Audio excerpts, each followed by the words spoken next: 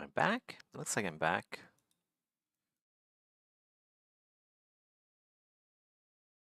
Sorry about that.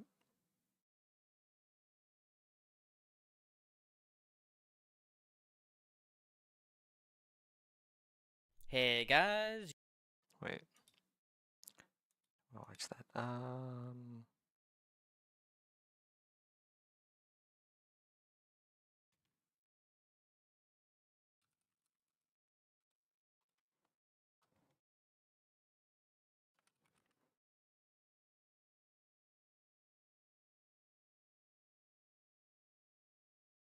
I'll listen to this instead, I guess. The PlayStation Pro reveal is here. It is live right now, and I'm going to react to it.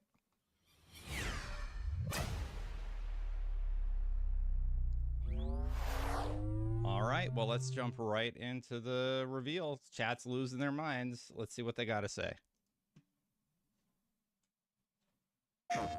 Hi, I'm Mark Cerny. I'm excited to be here to talk about the newest addition to our console lineup, PlayStation 5 Pro, Okay. and how it advances gaming technology. But first, I want to take just a minute to look at what we put in the original PlayStation 5 and how it delivers an exceptional gaming experience. When PS5 debuted in 2020, I heard this one's a it bit brought a lot overpriced. to the table. 8 Zen 2 CPU cores form the brains of PlayStation 5 and enable high-speed complex gameplay, with character counts reaching into the hundreds and frame rates that can be as high as 120 frames a second. What's this gameplay? PS5 has They a powerful missed. RDNA 2 GPU, which can render anything from intricate details to fantastic worlds with vast panoramas to explore. Think Ghost of Tsushima? Ray tracing allows for dramatic visual improvements, including reflections off of water or glass, Yes. and the realism that comes from real-time global illumination. A custom SSD can load data at breathtaking speed, GI is resulting in harder to ultra-fast transitions show. between game worlds, and data streaming rates so high that traversal speeds are essentially unlimited. Okay. Yeah, Spider-Man was cool. Tempest 3D audio tech brings an unparalleled sense of immersion to the sound of the games. With audio so real, you may not even Good need game. to see the enemies to know exactly where they are. Finally, the What DualSense is the- all the controller has gameplay's haptics bad. that let you feel through your hands what your character is experiencing inside of the game. It's wonderful to see such variety and richness of game experiences. Creators have made amazing use of the hardware capabilities, but when I talk to them, I do hear about their desire for more graphics performance. The dreams of the developers are bigger than can be supported at 60 frames per second, and that leads to an aspect of modern gaming that we're all familiar with: graphics modes. Yes. It can be a difficult choice for players. Fidelity modes emphasize the visuals, typically through higher resolution rendering. These modes might also have enhanced detail or use more ray tracing. But the games only run at 30 frames per second. The visuals can be choppier and the controls less responsive. Performance modes Accurate. emphasize frame rate and interactivity, typically choosing to run at 60 frames per second, mainly by reducing the graphical detail until those frame rates can be achieved. When asked to decide on a mode, players are choosing performance about 3/4 of the time. 3/4 of Removing the that decision, time. or at least narrowing that divide, is one of the key targets for Wow. PlayStation 5 Pro. We want to give players the graphics that the game creators aspire to, at the high frame rates that players typically prefer. To do that, PS5 Pro substantially improves over PlayStation 5 in 3 ways. Here's what we call the Big 3. First, we made the GPU much larger and increased Okay. the speed of the memory it uses. The result is rendering that's up to 45% faster. I mean, that's all good. Second, we made major upgrades to the ray tracing, taking a streamlined and accelerated approach that allows calculation of the rays at double or even triple the speeds of PlayStation 5. I think ray tracing is a And technology finally, issue. we added custom hardware for machine learning And and it's an AI library dumb. called PlayStation Spectral Super Resolution. There's or AI. PSSR for short. PSSR analyzes the game images pixel by pixel and can add an extraordinary amount of detail, which boosts the effective resolution of the games. I mean, that's cool. Game creators are adding PS5 Pro support to new and existing titles, and with the big three involved, the results can be pretty amazing, with graphics showing something like fidelity levels of detail, but at double the frame rate. Here's The Last of Us Part 2 running on PS5. It's a PS4 game. It has huge amounts of detail and targets a super smooth 60 frames per second. Great. Let's compare this to the fidelity mode on PS5, which is only running at 30 frames per second and is Here is therefore Sims much 1 choppier. running on. Yeah, the I hope PS5. people can see it now when you see it This side by side goal like of that. delivering almost fidelity-like graphics at performance frame rates has been achieved for a broad set of titles, including Marvel's Spider-Man 2 and Ratchet & Clank Rift Apart. We can see that PS5 Pro is close to doubling the power of PlayStation 5. Another way to compare the two consoles is to look at PS5 Pro versus Performance mode on PS5, both of which target 60 frames per second. What we see here is a difference in detail. PS5 Pro is much sharper and crisper than PS5. For this, my Why favorite would you is the take parade scene from something Ratchet & showing Clank. graphics and put Distant it in a tiny details box? Are much clearer. Like, And here, we Why can are you see showing it Marvel's that way? Spider-Man 2 is noticeably higher resolution throughout the scene, including the trees and procedural cars. So overall, some remarkable improvement to the games. On PS5 Pro, we can see increased sharpness to the graphics or smoother and more responsive gameplay. This is the big three showing their value.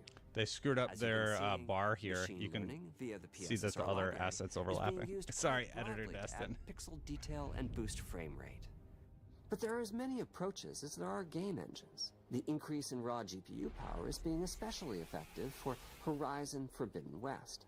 Apart from the detail boost, that extra graphics power All these is old allowing games for getting improvements updates to does nothing lighting for and me. visual effects, as well as to the hair and the skin in cinematics. Open up, guys. Jorv's orders. I mean, that's cool. This does not get me hype. Like, this is just Ray tracing is finding broad usage Stuff as you well, would expect. particularly when the games are focused on higher frame rates. The faster hardware in PS5 Pro can make a real difference. Allowing Gran Turismo 7 to add ray-traced reflections between the cars in gameplay, this while is. continuing to support their targeted 60 frames per second. Oh, now you get to Some the ray tracing also in game. delivered Okay. big wins for Hogwarts Legacy, Wow. All right. allowing not only This for does better it a little more. reflections and a greater variety of reflective surfaces, but also for further realism in the casting of shadows. I hope you've enjoyed this run-through of the technology behind Yeah, PlayStation that's 5 it. Pro. Simply put, it's the most powerful console we've ever built, and a worthy addition to the PS5 family. Let me wrap this up by giving you a quick look at a number of games running on the new console. All right. What do we got? Well, that's just. Oh, we get to look at the actual console. Okay. What? I'm Yeah. on the wrong layer. Looks just like the other ones. November? What's the date?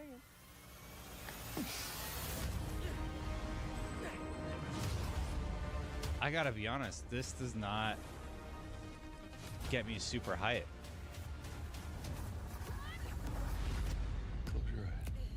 Like, Oops, shit. if you're gonna spend I need to pop out the $700, chat. why not spend a little bit more and just build a PC? Like, it's getting to that point where I just What's with all the neon? the upgrades are notable, Because you can but play console super on your significant. couch. There's couch gaming on console. okay, Assassin's Creed in 60. I think Don't you the Gran understand, Turismo Destin? improvements are gonna be kind of cool, but Like you I can't think bring for your most people, that's PC to a couch. not a huge W. That's I just like racing illegal. games. There's I PC don't even know couch what game that police out there that won't let you do that. I mean, that's First Descendant, Dragon's Dogma, Alan Wake.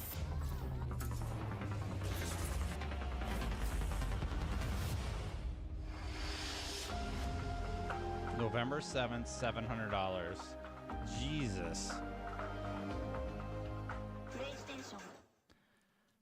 All right, let's talk about my initial reactions to this thing. So, I'm sort of two minds about the whole thing. People think that the $800 price, like just looking to at chat's reaction, they're like $800 is a freaking joke. Like that is too much. And they're talking about the European amount, but in America, it's going to be $700. It's coming out November 7th. So I do not think that this is particularly compelling from a consumer's perspective, because for $200 less, you could get the regular PlayStation 5. And for this somewhat significant upcharge for the PlayStation 5 Pro, what are you really getting? You're getting frame rate with a little bit better visual quality. It's like you already have the frame rate mode on all the games that are put out anyway on the base PlayStation 5. And then like ray tracing's gonna be in game for Gran Turismo. I don't know what people's reaction are going to be, but that price point does sort of push you into the territory of why am I not just building a PC? So my super hot take is like, it's interesting from a technology perspective, but I think from an average consumer perspective, a digital only PlayStation 5 Pro for $700,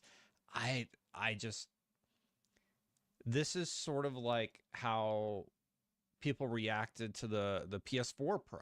When the PS4 Pro came out, they were like, this is sort of weird.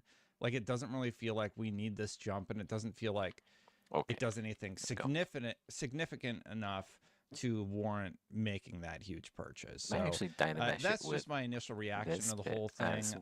My 2 cents on it. And maybe later. I mean, chat. I'm watching the live chat right now. Everybody's posting L's in chat, like spamming L's. So I think the reaction to this is going to be negative. Well, what's your reaction? Let me know in the comments below. Hit that subscribe button, hit that bell, tell when my content goes live. Thank you so much for watching, everybody. I do appreciate it. Thank you so much to the members. This list is way outdated. I had like 40, 50 members gifted. So thank you to all the members, even those who are not listed from the weekend. Click that join button if you want to become a member. And I got to get this updated where it doesn't just cover the whole screen. Thank you, everybody. Let me know what you think in the comments below. And if you want to see the original leak I did, and we can talk about like what the leak I reported on this channel was versus what it ended up being, and we can go from there. Thanks for watching, everybody. I'll see you for the next one. Bye for now.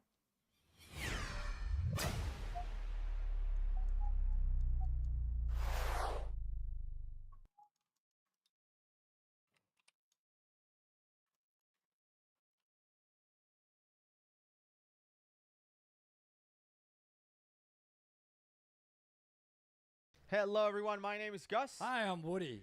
Today we have a video that was requested through our website, by the way, divetalk.com. We now have a place where people can go and request directly on our website. Plus, they can look at our bios. People are having a big time checking out our bios. Takes them a while to read yours. Right. So anyway, this title of the video obviously caught my attention. It's called 5 Bizarre Cave Diving Deaths. Wow. I haven't seen it. So either have I. I don't know if the guy is a cave diver himself. I don't know if he's a non-diver. I don't know. As we see it, we'll probably be able to tell if this guy knows what they're talking about or not. So let's watch. Let's give it a shot. In the pitch black darkness, at a deadly depth, a diver took his last breath and started thrashing with all his might. Well, from every side, we got ChatGPT involved again. And the only thought on his mind was survival. For a moment, he felt the relief of having broken free from his captivity, but he was met with nothing but boundless darkness that was no less suffocating than the lack of oxygen. Panicking, with no hope of staying alive, he swam into the unknown. Nevertheless, he had a safety rope, extra gas tanks, a companion, and state-of-the-art equipment. But can any of these things guarantee survival underwater?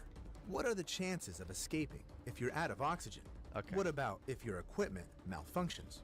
And what do divers really look for in the deadly depths? Okay, hold on one second. What? Why are all those people in those videos cave diving with no fins? Do you notice that? Wow, I didn't pick up on that. Not a single fin on site. Now, the fact that he said safety rope and the fact that he said you run out of oxygen already it's a I thought you were pausing because I've ChatGPT. never seen a coral reef and a turtle in a cave. I don't know where this is coming into play. So that's interesting. all right. Associate diving with beautiful coral gardens and marine life observation. Is this a But deep cave? water plunges performed by professionals have nothing to do with it, especially when it comes to cave diving, one of the most complex and dangerous kinds of underwater swimming. That's why the professionals in this trade can be regarded as the best divers in the world. And In then us. 1991, the best of the best were Parker Turner and Except for Bill us. Gavin. They led the most experienced and well-equipped team of cave divers in the world Wait, let's to check explore X-ray. one of the most popular underwater cave systems, Indian Springs in Florida, United States.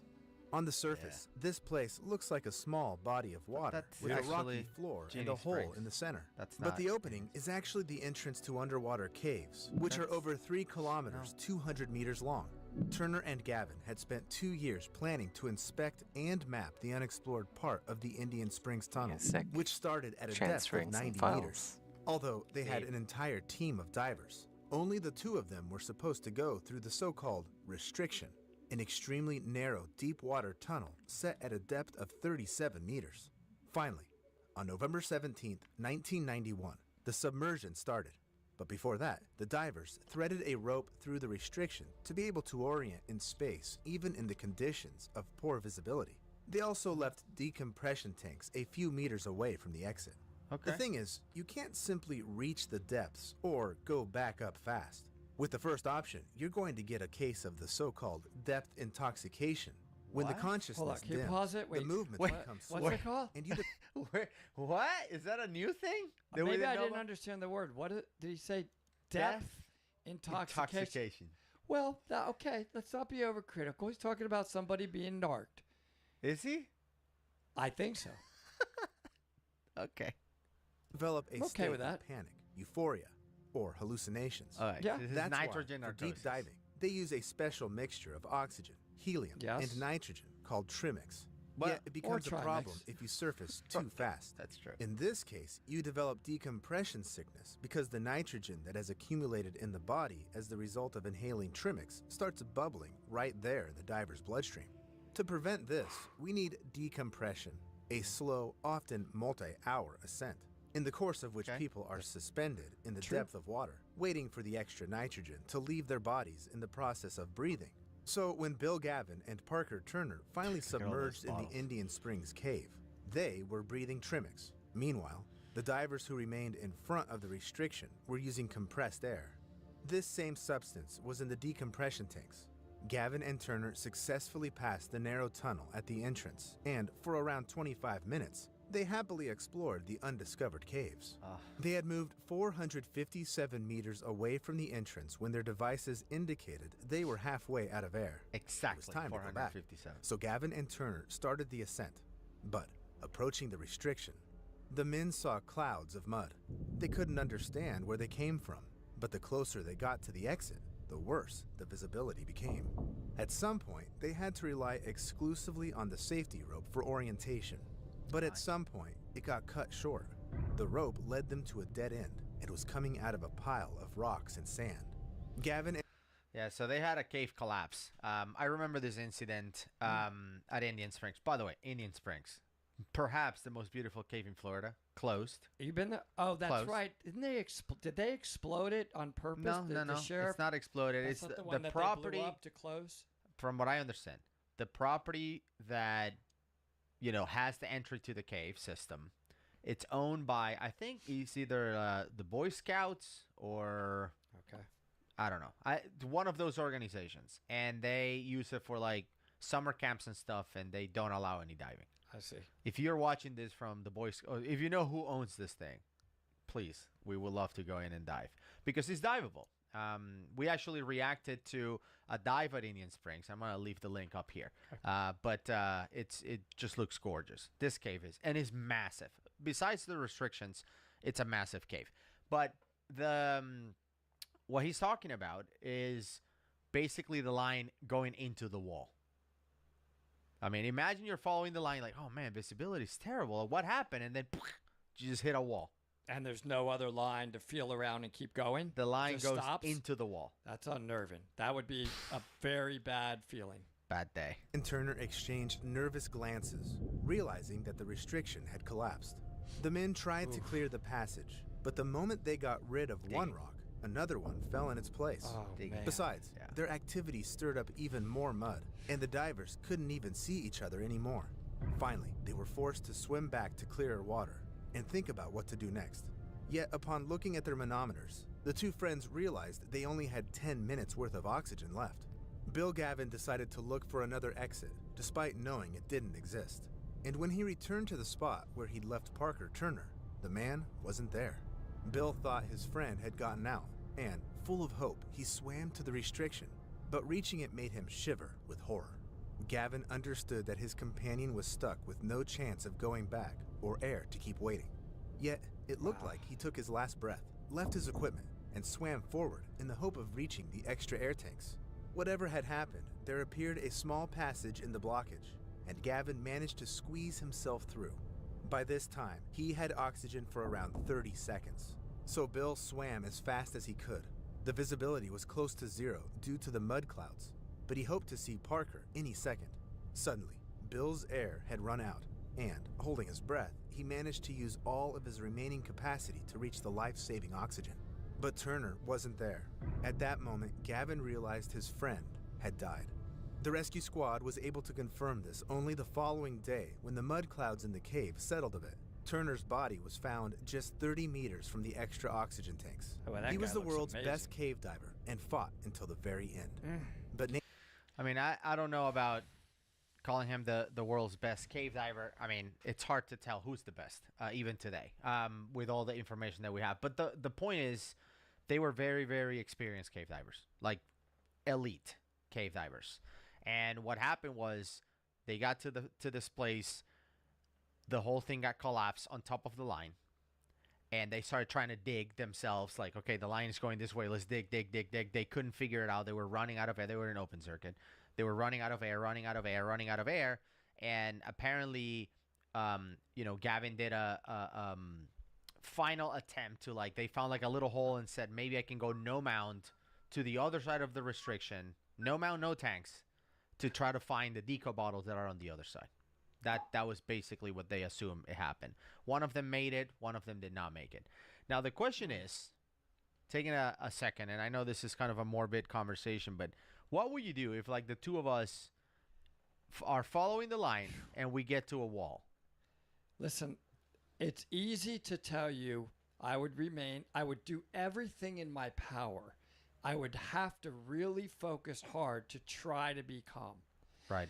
Because at first I'm going to be like, oh my God, you are going to have a moment of I'm freaking out. Like, we could die. You are. Just think about it. You really would have that moment in your brain. And then Of course. you've got to force yourself, or you could really cause a lot more damage. Calm down. Get your breathing under control. This is what I think I would do. It's easy to say. Yeah. And I know people are leaving comments like, no, you're an idiot. You wouldn't do that. I know. I don't know if I could do that. I'm not bragging. I'm telling you what I would want to try to get myself to calm down. Could I? I don't know, guys. I've never had it happen. I would try my hardest, and then we would have to be deliberate. And, of course, you've got to dig. I mean, there is nothing else you can do, and just try your best to dig your way out. Now, the question I would have also would I be, hey, let's go back on the rope. We're on a rebreather. Let's go back to get to visibility so we can write notes. We can talk about it. And we can talk, right? Because right there, maybe we don't even know what happened. Maybe did this collapse or am I in a different line? Yeah. Like, could be a line confusion trap or something, yeah. So I would want to get to a place where you and I could, what's going on, and think. Yeah. It would be scary. You know, and breathing is one of those things that you don't know that you're breathing until you pay attention to your breathing. So I do think that if you go in that headspace of, okay, I need to calm down, and like you try to breathe, like, okay, now I'm going to focus on breathing and I'm going to try to calm down.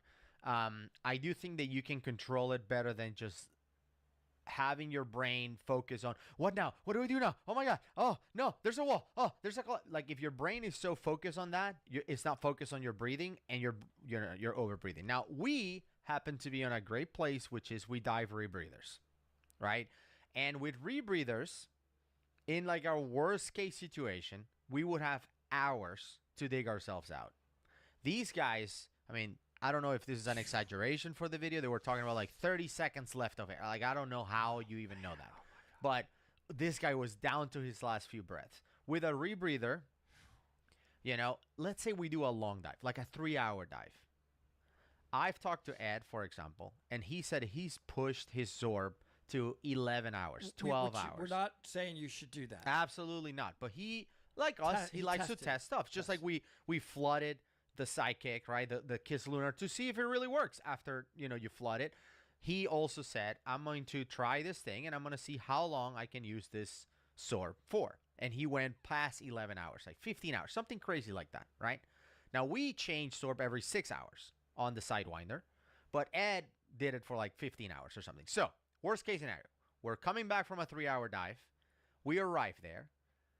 We have like 8 hours to figure this out, you know? But let's be conservative. Let's say you have 4 more hours. Like, the time is on our side, unless we have to bail out, which is what could happen if you panic and rip some hose off, flood your rebreather, do something stupid. Or overbreathe it, right? If you start freaking out, yeah, you could actually cause yourself to have a CO2 hit. You're breathing so fast it doesn't have time to dwell in the Zorb. Yeah. And that makes you breathe even more. It's a vicious cycle, right? Yeah. Listen, all I want to say is that it's really easy to be armchair quarterbacks, isn't it? Of course, of course. I don't know how we would handle it. And that is the real truth, Gus. We don't know. I don't want to ever be in this situation. Of course. And I'm only telling you what I would hope we could manage to do. Maybe we could get ourselves into a place where we could communicate and try to help each other get out of this mess. Maybe. But it's deadly. You are facing a deadly situation. I will say that if there's anything positive that comes out of this conversation is that I didn't make fun of stabbing myself in the heart. That was pretty hard, you know, given the topic that we're having. I know people were like stabbing yourself in the heart. They're already commenting, but I didn't make fun of it. So I get a plus for that. I don't know how many comments this you get battle for that, but Indian Springs remains one of the most popular and difficult diving spots. No, but it's far not from popular. being the only one. Nope. It can be challenged by Four Sharks Blue Hole in the Bahamas. I didn't know It's a about this. 10-meter wide, narrow coral basin, beautiful. which gradually widens and gives way to the Kalek Cavern. It goes down to a depth of 60 meters, but in its distant upper corner, there's a narrow crack that has attracted divers' attention.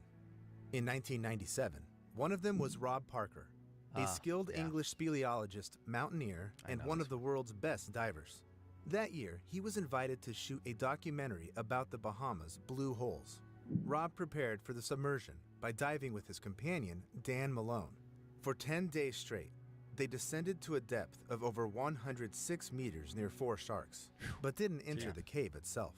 So, when the divers were given 2 days to rest before the start of the filming, Rob decided to secretly dive into the Kalek Cavern and explore the dangerous opening in its distant corner. There were rumors that it hid an enormous chamber with previously unseen sceneries. Parker was an adventurer, so Malone didn't even try to talk his companion out of it, deciding to go with him instead. The other divers who learned about their plan decided to join the two men to support them. Rob and Dan waited for the moment when there were no strong currents in the cave and started their descent. As it turned out, the crack they'd been planning to swim through got as narrow as 60 centimeters. So the men had to take off their oxygen tanks and drag them behind. At some point, the passage became so narrow that the divers couldn't move. Dan Malone was frantic, trying to figure out what to do, when suddenly he saw that by some miracle, Bob had squeezed himself through and disappeared. Eventually, both of them ended up in a giant undiscovered cave with breathtaking views. Wow. But almost right away, they had to go back since, because of the passage being so narrow, they'd only taken small oxygen tanks with them. Astonished and sad, the divers began their journey back. But at a depth of 76 meters, Dan ran out of Trimix. He was almost 10 meters deeper than previously planned, but had no options other than to switch to compressed air. At this depth, it was dangerous. Wow, that's and Dan so immediately dangerous. started experiencing Can we pause it there for a severe second dizziness. so we can explain It it? was night. The reason I don't know what his mix was, but it sounds like if it wasn't if that mix wasn't set up for the proper depth, you could convulse because your oxygen is too high and your body can only take a certain level of partial pressure. You could immediately convulse and die. Yep. That's super risky. Absolutely. Man, I'm shaking. This one is one of the scariest ones I've ever heard. Nitrogen narcosis. It was like he downed a dozen bottles of beer in That's one the go. other problem. But Malone Cirrhosis. was an experienced diver and managed to stay calm. Dan was slowly moving forward and gradually returned to the narrow crack. There, as usual, he looked back to make sure Rob was also doing all right. It took the diver a few seconds to realize that right at that moment, his friend started to go down to the bottom. Dan hurried downward and finally caught Rob's leg. The man seemed to be breathing. Bubbles were coming out of his mouthpiece, but that didn't reassure Dan Malone. Firstly, he had lost both of his flippers, which slowed him down significantly. Secondly, Flippers he had is to okay. push the unconscious What's wrong with Rob that? I know through a you're- narrow tunnel. guy's Thirdly, killing me. the diver felt the current in the cave become much stronger. But before Dan started seriously worrying, all of a sudden, Rob came around and swam forward cheerfully. Dan couldn't believe his own eyes, but felt incredible relief. I bet. Finally, both divers imagine the entered the relief? narrow crack leading to the exit and the extra oxygen tanks. But it turned out getting them wouldn't be easy at all. He's killing me with the oxygen and the trimix and the flippers. But I have a question for you. So let's say we're diving at the Cannon Cave, whatever cave, and I lose both my fins. Do you give me one and like we just do one in one fin and I just think so. yeah? And hold on to each other. Right? I give you a left one. I have a right one. our two legs in the middle are touching, and they don't do What? anything. I mean, we would You pair mean up. like oh yeah? So I'm not getting- like that those if potato there's sack room, races? So we're next to each other. Yeah. We got a fin here and a fin here. These two legs are useless now. I mean, you got to do something. Or I could pull you. I could try to just keep mine on and pull you. That's a good question. Like, please leave a comment below. What do you think it would be best? Just try it. one diver with two fins pulling the other How about we with try no it? fins, or each diver with one fin, I'd like to try it. separately or together? Because Let's that's try it. another thing. You know, like we don't have to potato sack race this. Like be to tether. You know, like you go ahead and I go ahead, and we just see how you do with And one fin. imagine if your left foot kick is more powerful than mine or whatever. I'm like, stop it! You're pulling me left. You're We're going just- in we're- circles. It could be a total mess. I think potato sack racing that's not gonna work. tough. Yeah. Anyway, At some point, the current got so strong the men had to hold on to the safety rope so as not to drift back. They were literally using their arms to pull themselves forward as if climbing up a rope. Finally, How strong having the current exerted gargantuan efforts, Dan managed to break free from the deadly trap. He grabbed one of the extra decompression tanks before he ran out of air completely. And, just like in the previous story where Bill Gavin was hoping to see his mate Parker, Dan Malone directed his flashlight at the crack in the rock, waiting for Rob. But Rob wasn't coming. Dan was running out of time. He was still under the influence of nitrogen narcosis and had too little oxygen. So the man signaled to the support diver, Tom, to help Rob. Alas, Tom turned out too bulky to pass through the crack. Moreover, he was running out of air as well. Dan Malone was horrified to realize he only had two options: to rush to Rob's rescue and inevitably die, or spend 3 hours undergoing decompression to bring back the news that Rob would not be coming back. Dan chose the second option, and Rob's body was recovered and resurfaced only a few days later when the currents weakened. But every diver reaching significant depths knows there's a risk of remaining underwater forever. Getting a dead diver's body to the surface may sometimes be extremely challenging Free diver. or even impossible. by the way, Especially if the diver died at extreme depths, Rob like Parker's in body Bushman's Hole. It's a giant recovered by well-like Brian cave Keiko. with a depth of 283 He did that meters. recovery, yeah. Yet it's located not in the ocean, but at a private farm in South Africa, at over 1,500 meters above the sea level. That's why, technically, submerging to its floor is equivalent to descending to the depth of 339 meters. To be more precise, that's the depth for which the decompression plan is calculated, since this process also has to do with pressure. And at the altitude of 1.5 kilometers, it's not the same as at the sea level. The process is so complicated that the mark was reached for the very first time by the legendary diver Nuno Gomez in 1996, setting the world record for the deepest cave submersion. The descent took him around 14 minutes, and the decompression lasted for over 12 hours. What was the depth? Now you understand You just know? how dangerous 300 and something complex meters, the like task 1,000 of conquering feet. the Bushman's Hole Yeah. is, and why the cave Open is such circuit, a lure by the for way. He divers did it in from open all circuit. over the world. One of them was a young South African extreme enthusiast, Dion Dreyer, who was 20 years old back in 1994. The young man had around 200 submersions under his belt when a group of divers offered him to join in their exploration of Bushman's Hole. Dion was thrilled as he dove into the seemingly small puddle, passed through the narrow vertical tunnel, and found himself in one of the world's biggest freshwater caves. The group of divers successfully reached the planned height of 150 meters, although they couldn't see anything except pitch black darkness. They got what they came for. I mean, think They about going conquered to Bushman's 500 Hole. feet Still, and still the look group was in darkness for a going slow forward. ascent with Going lengthy down. decompression. So, the divers started making their way back, keeping an eye on each other's condition. The man swimming before Dion checked whether he was all right from time to time. The young man gestured that everything was great, and they continued moving. But at one point, when the older diver turned back to check on Dion, he didn't see him anymore. Only a dim ray of light was coming from the depths. Horrified, the diver realized it was Dion's flashlight drowning with him. The man stopped the other group members and swam downward as rapidly as he could. But Dion was falling too fast and ended up at a deadly depth. No one from the group could do anything. With a sense of terrible hopelessness and the realization of Dion's death, the divers had to continue their many-hour decompression process. Upon reaching the surface, they called the rescue team. The rescuers sent a robot to the bottom of Bushman's Hole, but didn't manage to find Dion's body. The young man's parents were devastated. Not only had they lost their son, but they were also deprived of a chance to give him a proper goodbye. The Bushman's Hole became his grave, so they installed a memorial board there. Years passed, and the memory of the tragedy began slowly fading until 10 years later, Dave Shaw dived into the cave. This experienced 50-year-old diver became the third person to have reached the mark of 244 meters in Bushman's Hole. 800 feet. Shaw got to the cave's very bottom. He was pointing his flashlight at everything around him when suddenly he saw a human body. Dave immediately realized it was Dion Dreyer. The man tried to get the body up to the surface, but the deceased diver's oxygen tanks were stuck. So Shaw marked the place to find the body the next time he'd return and went up to the surface.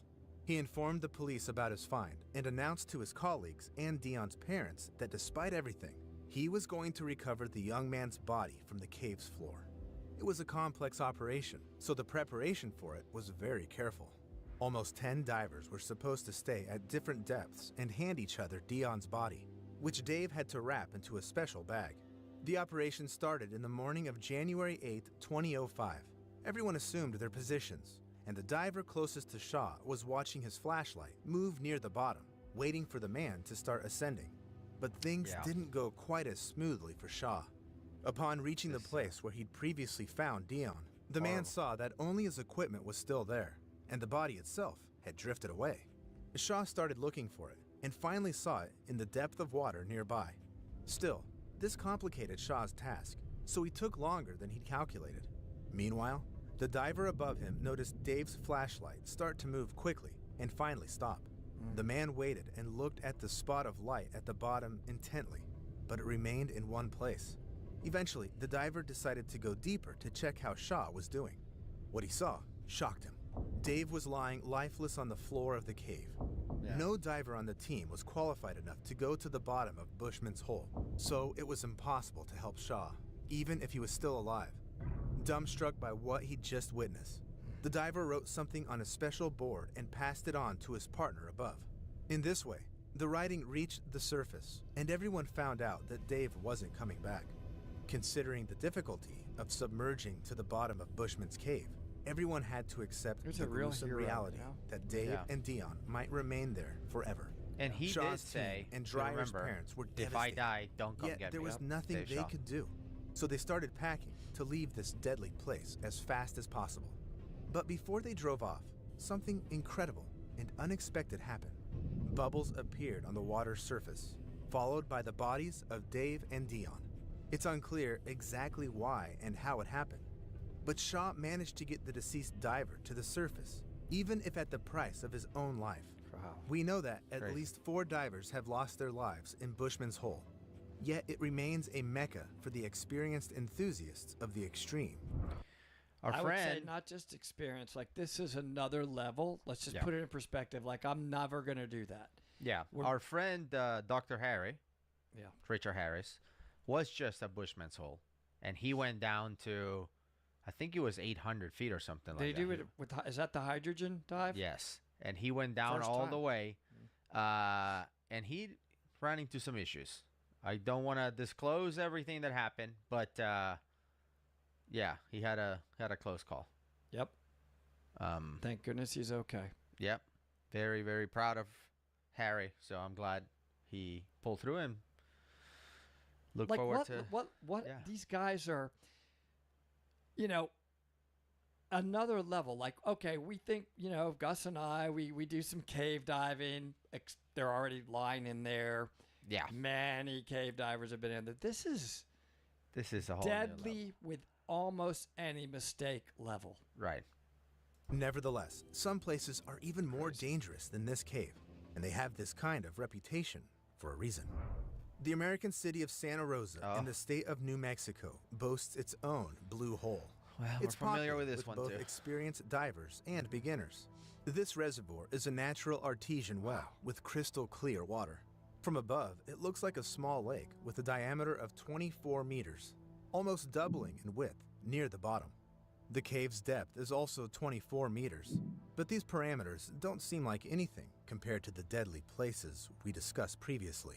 So why are we talking about Santa Rosa Blue Hole?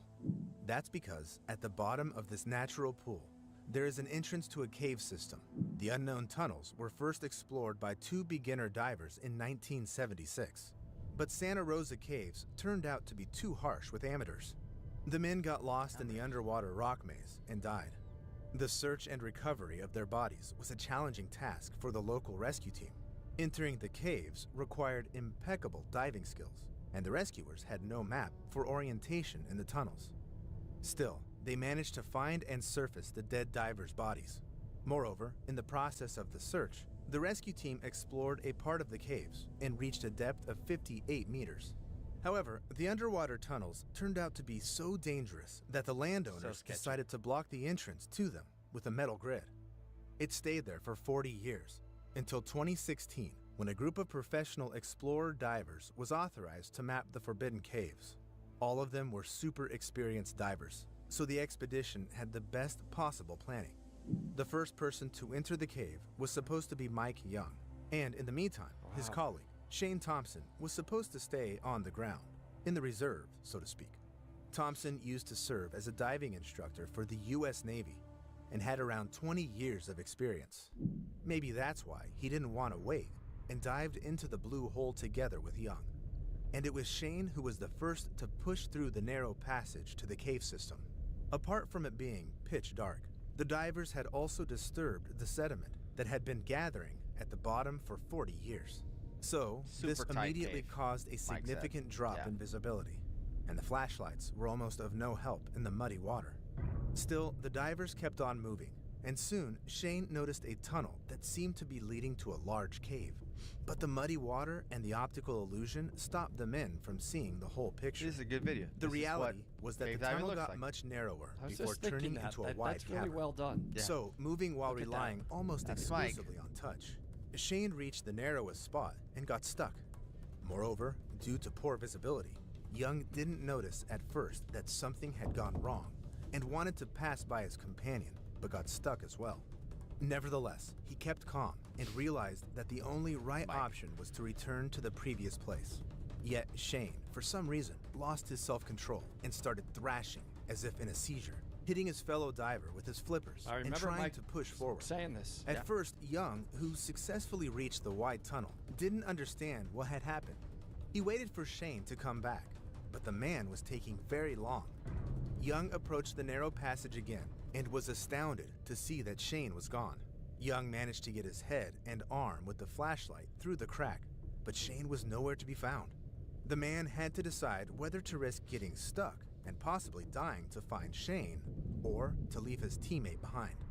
For Young, it was an obvious choice, so he slowly started moving forward. It took a very long time, but the diver reached the next cave. He swam to the widest tunnel, hoping that Shane had done the same. And finally, at the end of an extremely steep and narrow passage, Young saw his fellow diver, dead. It shook the man deeply, and he realized that now he had to fight for his own life to make it back to the surface and inform the others of his teammate's death. With that tear, Young used up all of his energy and oxygen supply, but eventually managed to get out. However, getting Shane's body back to the surface took a long time and a big team. No one understood exactly what had happened and why, but the death of a professional like Shane was proof that cave diving can be deadly, regardless of the diver's skill level and experience.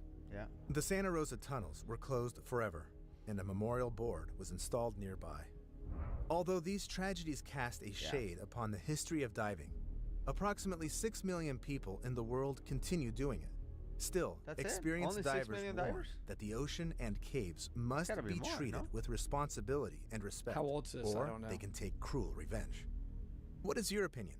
Is it worth it to try and get a dead diver's body to the surface, no matter how serious the risk is? I mean, to answer that question, you really, really got to know what you're doing. I mean, not only just know what you're doing, it's not just knowing what you're doing. It's more about you are the type of person that is willing to sacrifice your own life to potentially do a good deed like that, because you have to accept that there's a good chance that you could die. This one was scary, man. It makes me say, I'm so not doing that stuff. I don't want to do that stuff. I don't have a desire, in other words, to be in that level. To answer that question that he asked at the end, is it worth going to get the body, of a dead diver in a cave? I think the answer is it depends. I think that the vast majority of people that die in caves are not doing dives like this, right? They are the open circuit divers that are perhaps an open circuit diving instructor that thinks they can do in a cave, and they go in and run out of air and they get lost and die. In caves that are simple, like Peacock Springs, that type of, nothing extreme like what these guys were doing. If you dive at 900 feet deep or whatever, is it worth going to get you? No. The answer is no. But if you died in a cave where, you're risking your life because you're having to bring somebody out, I think it's worth going and getting them out. I don't think there's a cave in the world where I could be in and I would die where Ed Sorensen wouldn't be able to go and get me out. You know what I'm saying? Like, there's no place that is so dangerous that Ed would be like, I'm not going to go get that you're willing to go to. Right, that I'm willing to go to. So I think in the vast majority of scenarios and cave diving deaths, the people that actually do that, body recovery, like Ed and Mike and Brian Kaycock and Patrick Whitman and all these experts, right, that are out there doing this work, they are, in the vast majority of cases, way more skilled and capable than the people that died in the cave. So for those people, I think that in the vast majority of cases, yes, they should go. They are willing to do it, and they have the skills to do it. But in some of the other extreme cases, like Dave Shaw, no. The last example that they talked about was, I believe, the very first Mr. Ballin story that we reacted to, and we brought Mike to discuss it. We brought Mike into the show as a guest. Look, it was a very early video. The audio was terrible. I get it. It was in our most, proudest moment in Dive Talk history. Maybe we should have that conversation with Mike and record it. Because I interrupted him pretty much every 5 seconds. We were learning. We were just talking. But we learn a lot. There's a lot more details on that. I believe that the way Shane died was because he ripped his computer out of the cord. So, like, you imagine like our petrol or whatever. He ripped it out of the wire, so he bailed out. And then he got caught in the process, and he couldn't Mike goes into this in some detail, but I think we should probably revisit the story. But in case you haven't seen it, I'm going to leave it right here. Go check it out. Intense video today. I do want to go diving basically at all these places except the last one. The Blue Hole in Santa Fe is closed. And I talked to Mike about it offline. Like, Mike, are you sure they cannot even open it? He's like, absolutely, they shouldn't open it. I don't want to go in. Once he said I wouldn't go in there, I'm like, okay, then I for sure won't go in there. This video for me was just super humbling. In other words, I'm so not in that level. I'm not. Right, I'm we're not. not. I'm just not even close. So We're not. It's scary. These guys are another level. And okay, We'll see you on the next one. see you, everybody.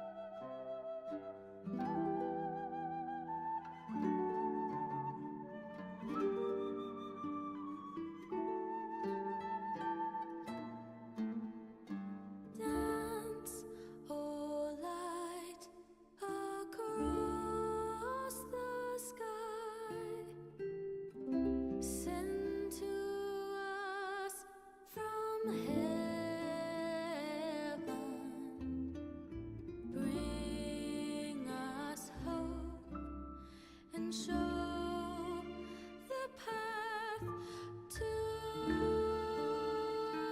our future.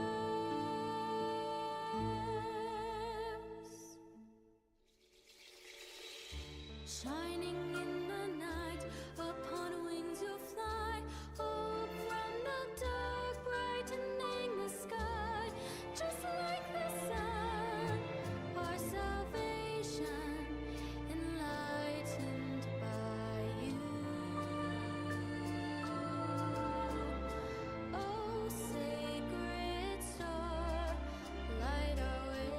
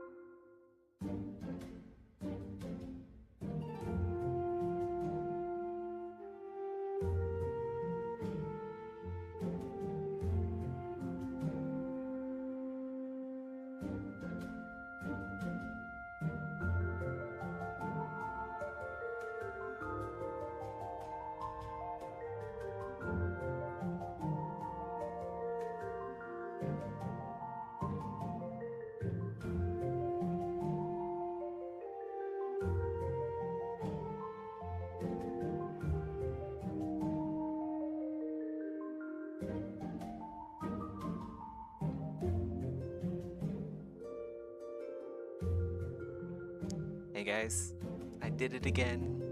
I was gonna say I was gonna play a game, play some Space Marines, but I'm actually kind of tired. So I guess I'll see you guys next time. Got a lot done. Take care.